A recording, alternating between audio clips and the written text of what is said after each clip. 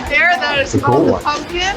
It is a Mercedes-Benz Unimog, so it is the most luxurious ride through the rainforest in a monster truck in Alaska you've ever had.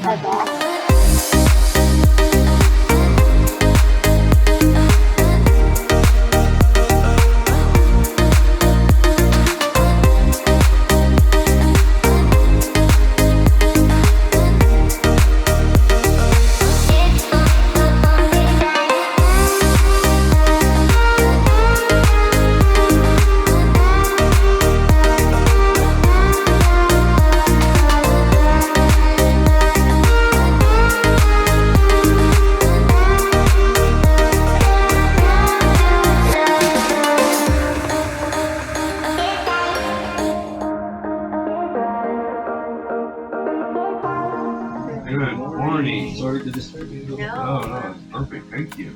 We were up this time, and that's why I cracked the door. So you'd be like, oh, we know we're open.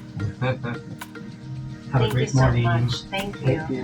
Have a good I hope one. we had a great weather as well. Yeah, the I weather's hope looking so, good too. so far. Let's hope it holds out. I don't know. Let's start to cloud up a little bit.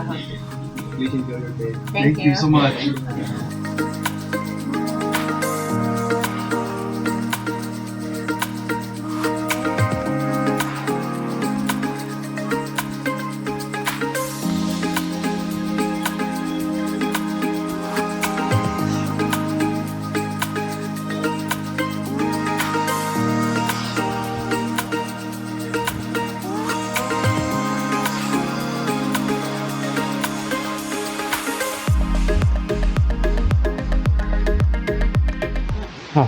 And then we have our crew down here of puppies.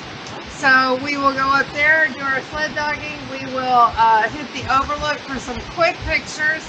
Then we'll come down to the Mushers camp, pet those puppies. I understand y'all have an early onboarding, so we'll kind of try to make some of this move a little faster than we normally do. But we assure you I won't cut dog time. So that is our truck we're getting on right there. That is called the Pumpkin. It is a Mercedes-Benz Unimog, so it is the most luxurious ride through the rainforest in a monster truck in Alaska you've ever had. So let's go ahead and get ordered. I had no idea we were doing.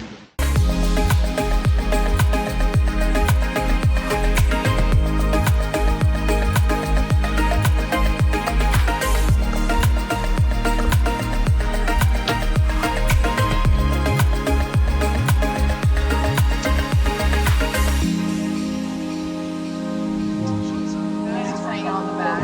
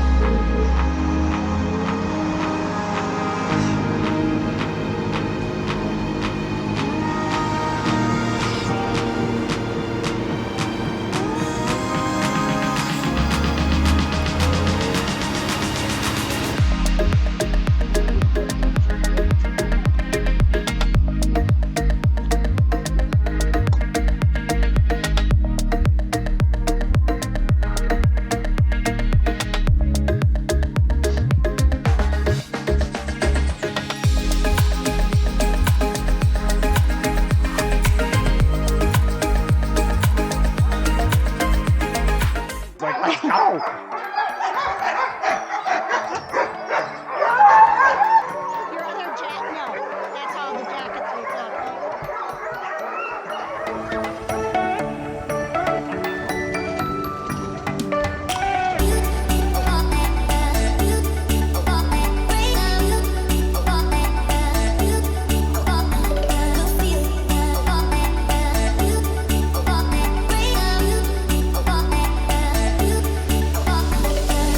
Oh man! All right, I'll do my quick spill then.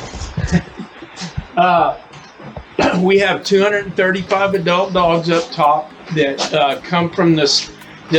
None of them do we own. They're furnished to us by 13 different mushers. They come from the states of Wisconsin, Michigan, Montana, Alaska, and one group here from Canada as well. They've all competed in competitive races at one time or another, and I'll talk to you about the two main races that they've competed in. The first one, and probably most familiar to everybody, is the Iditarod. That's like the World Series or Super Bowl of the dog racing world. In even years, it starts in Anchorage, and it runs the northern loop and ends in Nome.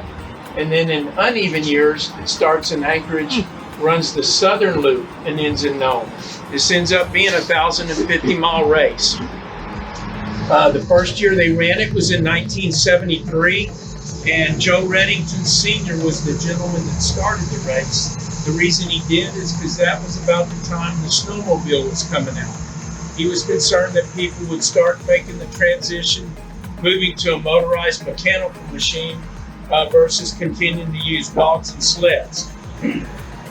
He did not want to see that happen, so therefore he organized the Iditarod race in hopes of preserving the history and heritage of the dog sledding and racing.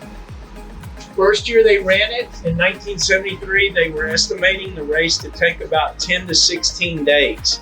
The first musher to cross the finish line that year, 22 days. The last musher to cross the finish line, 45 days.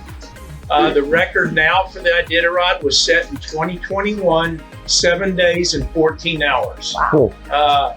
Most of that can be attributed to experience of the mushers, the selective breeding of the type of dogs that they're running with today versus the type of dogs they used to run with, and the improvement over the old wooden style sleds versus the lighter, sturdier versions that they use today. Balto, the lead dog of the sled team that got the serum safely and successfully into Nome, actually only ran 56 miles of that journey.